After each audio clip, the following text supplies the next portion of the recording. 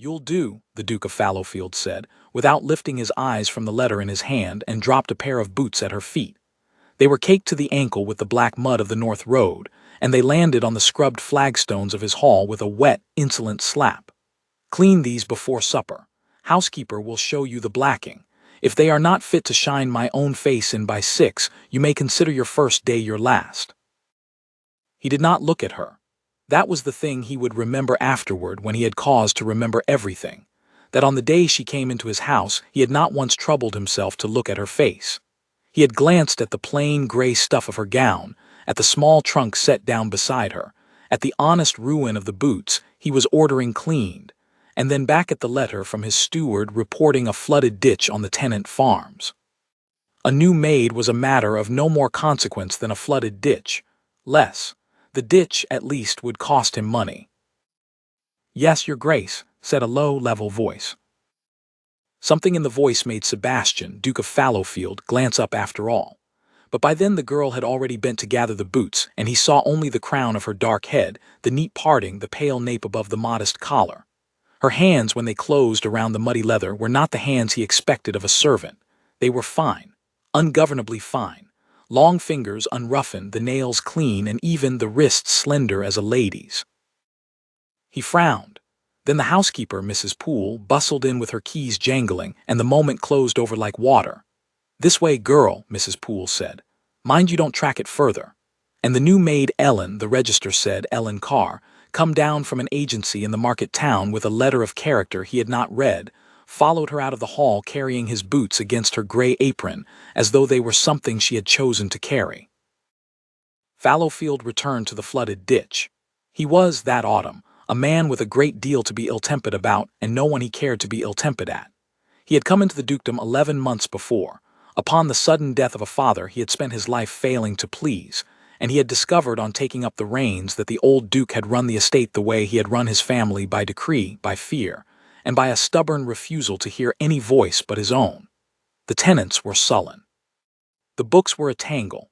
The great house of Fallowfield, all its 100 windows and its long cold galleries, felt to Sebastian less like an inheritance than like a sentence. He had been a soldier once, a plain major of dragoons, before 3 deaths in a summer had made him the last of his line. He knew how to command men to die. He was learning, with poor Grace, how to command men to plow.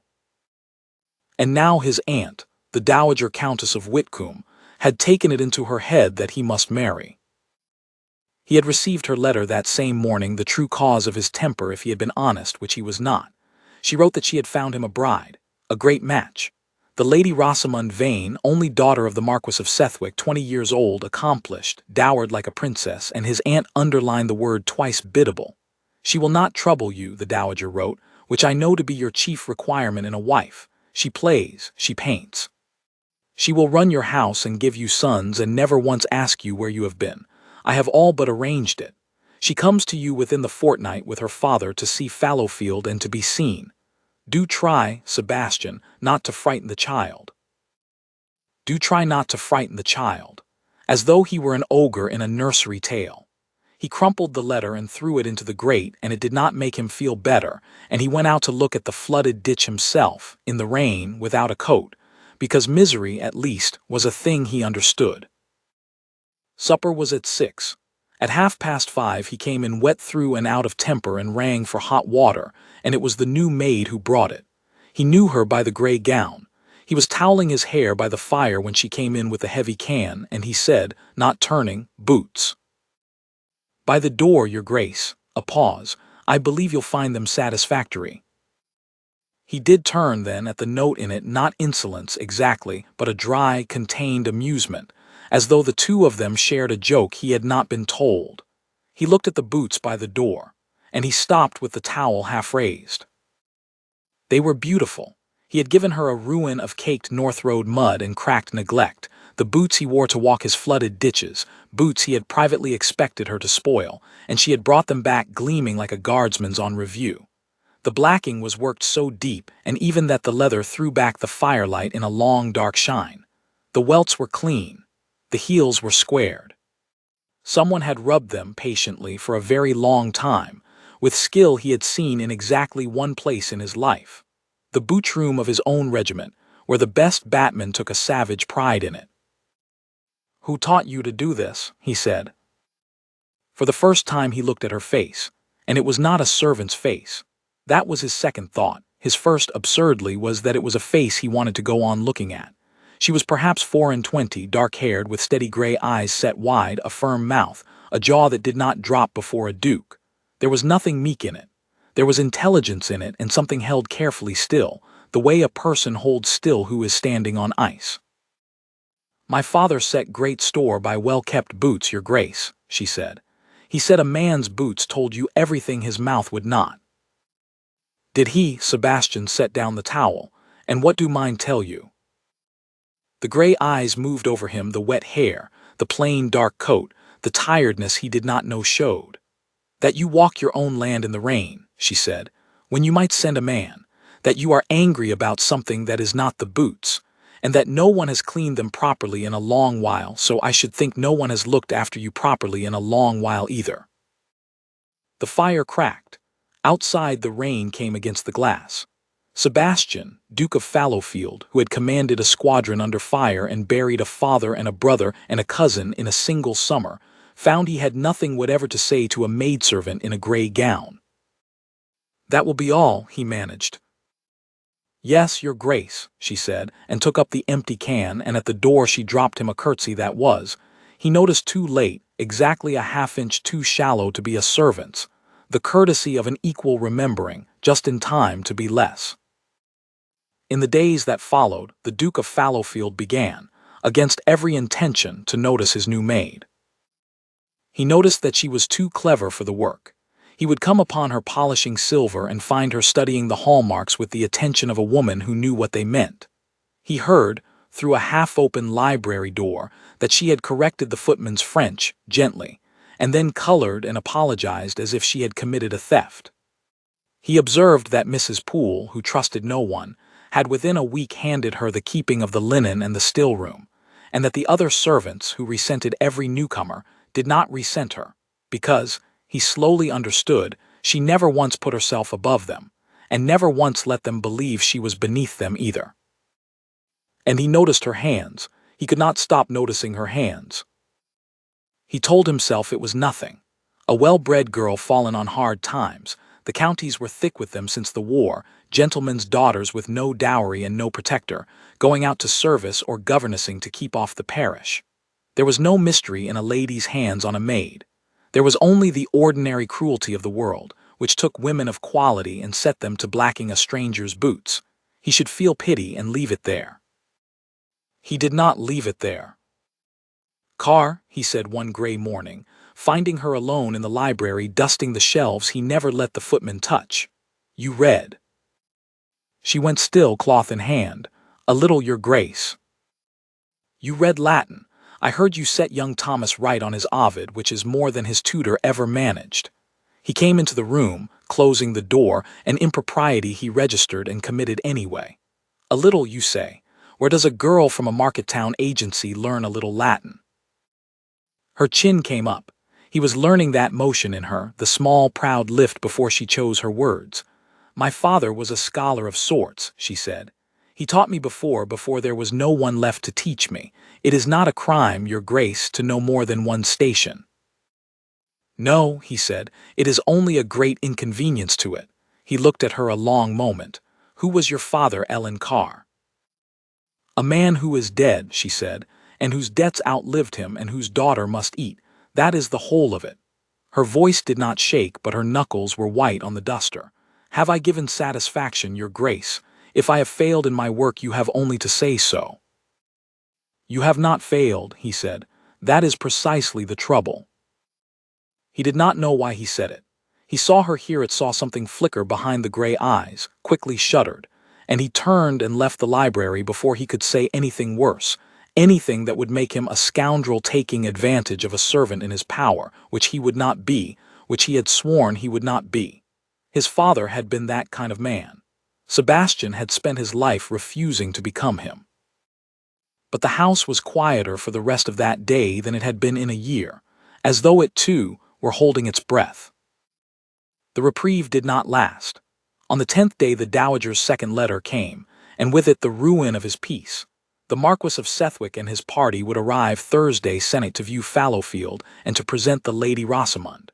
Sebastian read it standing in the hall, and swore, and Mrs. Poole took the news with grim resignation and began at once to talk of airing the state rooms. That evening he could not sit still. He walked the long gallery in the dark, past the portraits of Fallowfields who had all married for land and none for love, and he found, at the far end where the moon came through, that he was not alone. Ellen, he thought of her as Ellen now, in his own mind, though he had no right to stood at the great window with a branch of candles, checking the fastenings against the draught. She had not heard him. She was looking out at the moonlit park, and her face, unguarded, was full of something he had no word for. Not sorrow exactly, but a deep, settled loneliness, the loneliness of a person a very long way from home. "You should be abed," he said, low so as not to startle her. He startled her anyway. The candles trembled. "The east casements let in the wind," she said. "I was making them fast. Your Grace should not creep about his own house." "It is the only house I am permitted to creep about." He came and stood beside her at the glass, closer than he ought, and neither of them moved away. Below them the park lay silver and still. "There is a lady coming Thursday week," he said, "to marry me, or rather to be married to me, which my aunt assures me is a different and more convenient thing." He did not know why he was telling her. He heard her draw a slow breath. "And do you wish it, your Grace?" she asked, "the marriage?" "I wish," he said, "to be left alone, which is not, I am told, an answer a duke is allowed to give." He turned to look at her in the candlelight. "I have met her twice at a distance years ago. I remember nothing of her but that she was pale and said very little and looked as though she wished to be anywhere else. My aunt calls this biddable. I call it a life sentence handed down to two strangers who have done each other no harm." He stopped. "Why am I saying this to you?" "Because there is no one else," Ellen said quietly, "and a maid does not count. We are safe to speak to, your Grace, the way a horse is safe to speak to. It is one of our few uses." It stung him, the flat truth of it and the bitterness under it, and the way she flinched a half-second after she'd said it, as if the bitterness had escaped her against orders. "That was ill said," she added at once. "Forgive me, I forget myself." "No," he said, "do not forget yourself. It is the only true thing anyone has said to me in this house since I inherited it." And because he was tired and lonely, and because she was standing very close with the candlelight on her face and the moon on the park below, he did a thing he had no business doing. He reached out and with one finger gently turned her face up to the light, the way one turns a coin to read the date. She let him. That was the thing that undid him, that she let him, and looked back at him steadily, unafraid. "Who are you?" he said. It was almost a whisper. "You are no maid. I have known ladies of the first rank with less breeding in their whole bodies than you keep in your smallest silence. Tell me the truth. I swear before God I mean you no harm and will do you none. Who are you?" For a moment, one whole, hanging moment, he thought she would tell him. He saw it rise in her, the truth, all the way to her lips. Then her eyes filled and she stepped back out of his reach, and the moment shut like a book. "I am your servant, your Grace," she said in a voice gone rough. "Ellen Carr, nothing more, and it is very late." She curtsied deeply, correctly, a servant's curtsy with none of the half-inch grace this time, and she went quickly, the candlelight bobbing away down the long gallery, leaving him alone with the moon and the painted dead. He did not sleep that night, and neither, he suspected, did she. The next morning he found himself watching for the gray gown in a way that shamed him. He had told himself, walking the wet park before breakfast, that whatever had passed in the gallery was a weakness of the small hours, the kind of confession a man makes to the dark and regrets by daylight. But daylight came, and the regret did not, and the wanting did not go with it. He came in from the park and heard her voice in the servants' passage, low, warm, teaching one of the younger maids the trick of a stubborn lock. And he stood in the corridor with the reins still on his shoulders, and listened to it the way a starved man listens to a supper bell. This would not do. He was the master of the house.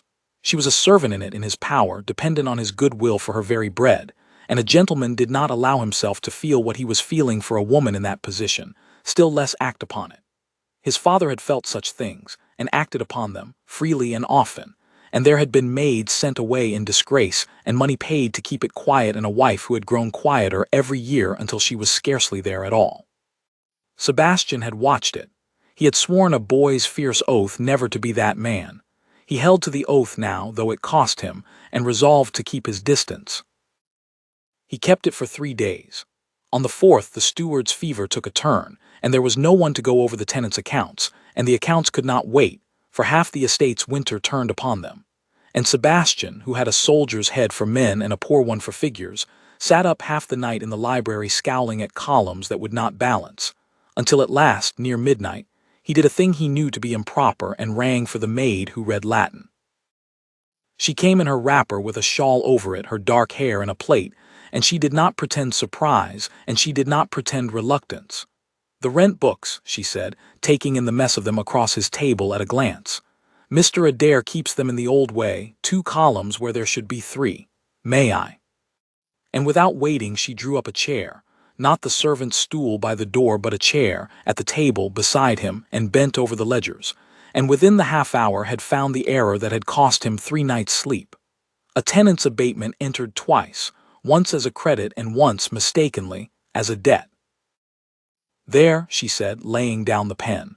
"Your winter is safe, your grace, and Mr. Adair is not a thief, only tired, which is a kinder thing to learn at midnight than the alternative."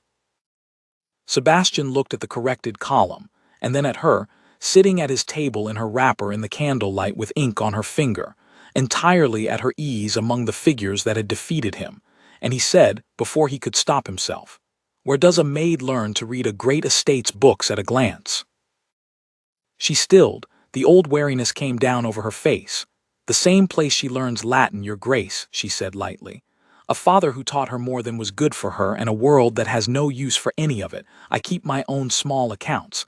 Ledgers are ledgers." She rose and gathered her shawl. "It is very late if there is nothing further." "Ellen," he rose too. They were close again as they had been in the gallery, and the candles were low, and the whole sleeping house lay hushed around them. "I am trying," he said low, "to be an honorable man. It is not a thing I find easy where you are concerned, and I want you to know that I know the difference between us, that you are here on my sufferance, and that a man in my position who presses his attentions on a woman in yours is the lowest kind of scoundrel, and I would sooner cut off my hand. So I will not press them, but I will not insult you by pretending, either. You are the only person in this house I would sit up till midnight to be near, and we both know it, and I think you had better go up to bed before I say the rest of what is true." Her eyes in the candlelight were bright and stricken. For a moment she said nothing at all. Then, very quietly, "You are a better man than your boots let on, your grace. I did not expect it. I did not." She stopped and pressed her lips together, and something like grief crossed her face. "I must go up," she said.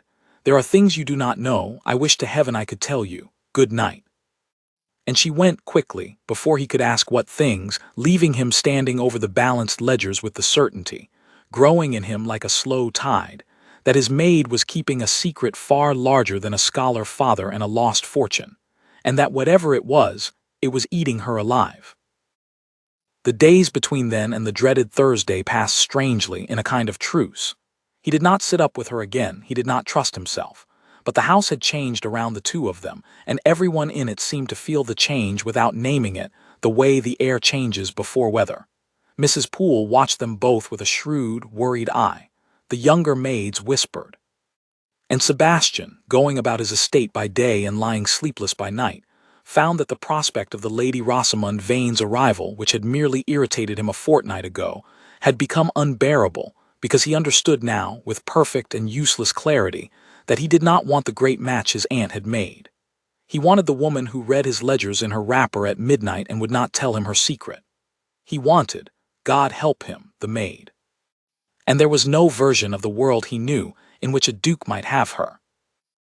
He resolved, 2 days before the party came, to speak to his aunt when she arrived, to break the match, whatever the cost, whatever the scandal. He did not yet see how he could offer for a servant. He only knew he could not offer for anyone else. He would sort out the how of it later. A man did not, he had learned in the army, always need to see the whole of the ground before he decided which way he would not retreat. He was still turning it over, sleepless, on the Wednesday night, when he heard, faint through the great house, the sound of the maid he loved weeping alone in the dark, and could do nothing, and had no right to go to her, and lay awake till dawn wondering what secret could make a woman so brave weep like that on the eve of nothing he could name. Thursday se'nnight came, and with it the Marquis of Sethwick's carriages, 4 of them, rolling up the long avenue of Fallowfield under a hard, bright autumn sky. Sebastian stood on his own steps in his best coat, feeling like a horse led out to be sold, and watched the footmen hand down the party, the Marquis stout and self-satisfied, the Dowager his aunt magnificent and grim, 2 aunts of the bride's own, and last from the 4th carriage, veiled and slow, the Lady Rosamond Vane. Except that she was not the Lady Rosamond Vane. The girl who came down the carriage steps and put back her veil was a stranger, pretty, frightened, 17 at most, twisting her gloved hands. And behind her, descending unhurried in a traveling gown of gray silk that no maid had ever owned, with her dark head high and her gray eyes fixed steadily on his, came Ellen. Only she was not Ellen. Sebastian did not move. Around him the party arranged itself in confusion. The Marquis was saying something. His aunt's face had gone the color of paper. But Sebastian saw only her, coming toward him across the gravel in silk instead of gray stuff, and he understood, all at once and far too late, everything he had failed to understand for a fortnight. "Your Grace," said the Marquis, blustering into the silence, "this is most irregular, my Lord Duke. Allow me to present my daughter, the Lady Rosamond." He gestured with a sinking hand not at the frightened child in the veil but at the woman in gray silk. "She would have it this way. Against my express, she would have it this way." "There was no other way to have it, Papa," said the Lady Rosamond Vane, in the low, level voice he had first heard in his hall. "That would tell me the truth." She stopped before him. Behind her the whole party held its breath.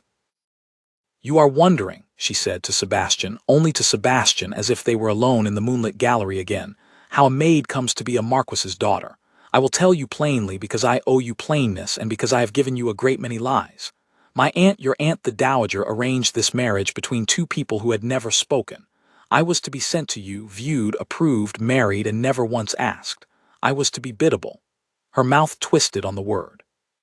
"I had watched my mother married in exactly that way to a man who valued her as he valued his hounds, less than his horses, and I swore I would not go blind into it. So I begged a month. I came ahead of the party. I took a maid's place in your house. My own cousin took my name for the journey, and my father raged and my aunt fainted, and it was all quite improper, and I did not care. I meant to see the man behind the title before the title married me. I meant to learn whether the Duke of Fallowfield was a brute like the one who had made my mother's life, or whether he was," her voice caught and steadied, "or whether he was a man who walked his own land in the rain." The autumn wind moved across the gravel. No one spoke. The Dowager had sat down abruptly on the mounting block, fanning herself.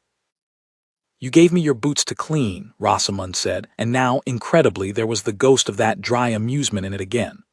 "On my first day, the Marquis of Sethwick's daughter on her knees with the blacking. My father would perish to hear it.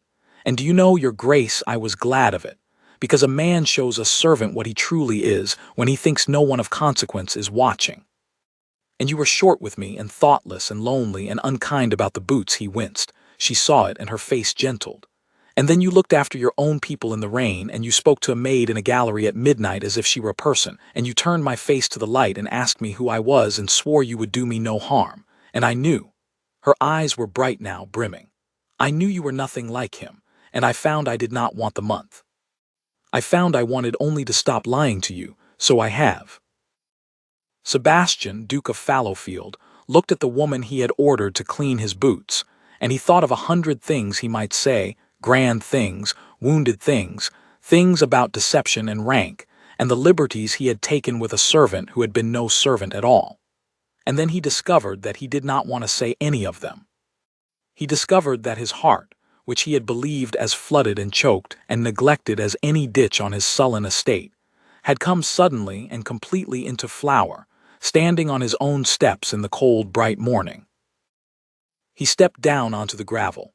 He took her hand, the fine, unroughened hand he had noticed on the first day and had not let himself understand, and he turned it over, and he looked at the palm, faintly marked, even now, with a fortnight of honest work she had never in her life needed to do. Then he bowed over it, low, lower than a duke bows to anyone, and he pressed his mouth to it, in front of her father and his aunt and the two aunts and the frightened cousin, and every servant crowded at every window of Fallowfield. "Lady Rosamond," he said, and his voice was not quite steady, "I have offered no lady in this world an honest word since I inherited this house. So I will offer you one now, and my aunt may faint at it if she chooses. I do not want a biddable wife. I never did. I wanted, though I did not know it, precisely and only a woman who would take a duke's boots and hand him back the truth. I have been looking after no one and being looked after by no one for a very long while. You said so that first evening, and it was the truest thing anyone had told me in a year." He straightened, still holding her hand, and looked at her as he had looked at her over the shine of the boots by the fire. "Marry me, not because our aunts arranged it, because I am asking you and no one has made me, and I would ask you if you were still in a gray gown with the blacking on your fingers. Marry me, Ellen, Rosamond. Whatever your name, marry the man and not the title. He is the one who is asking." The dowager on the mounting block gave a small strangled cry and abandoned her fan. And Rosamond, who had cleaned a stranger's muddy boots to learn whether he was worth the truth, and had found that he was, laughed once on a sob, and closed her fingers around his. "Yes," she said, "you great foolish man who leaves his east casements to rattle in the wind. Yes."